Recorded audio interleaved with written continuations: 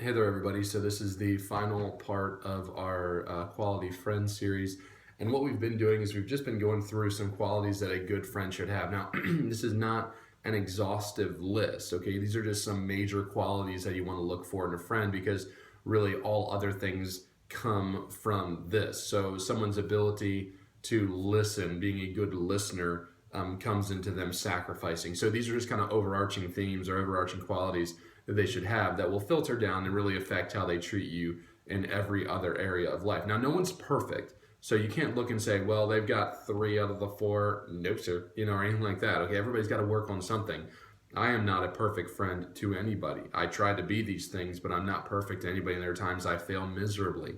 So I'm not saying that every single time they have to do that or you just dump them as a friend, but they ought to be someone who is willing and able to wound, to heal, to sacrifice, and then, like we're going to learn today, to serve.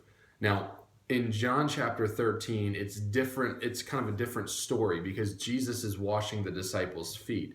Now, we would think of Jesus as the master of the disciples, but he also calls them the friends of God and that they're his friends. So here you have this man who is an authority over these men and their friends.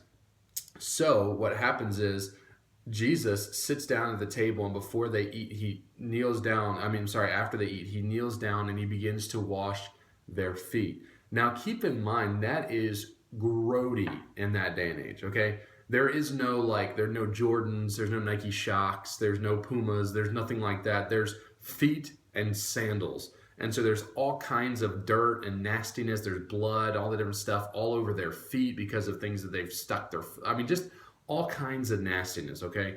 And Jesus stoops down and he takes a towel, and he takes a bowl and begins to wash their feet. And that's why in verse 5, Peter says, Lord, are you washing my feet?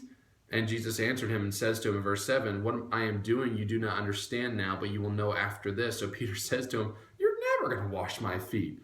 This was meant for a servant. This was meant for someone who was lower than low to serve people, not the master, not my best friend.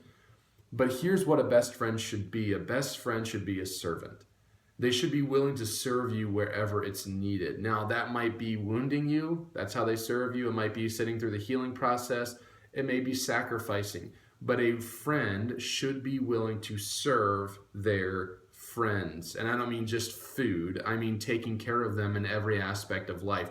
Because it's just like in a marriage. If both friends look at that way, and are serving each other, then it's a perfect relationship. The problem is when one person is only about themselves and they don't serve other people, then everybody's serving them and they're never getting anything back. However, we are still called to serve people whether they serve us back or not.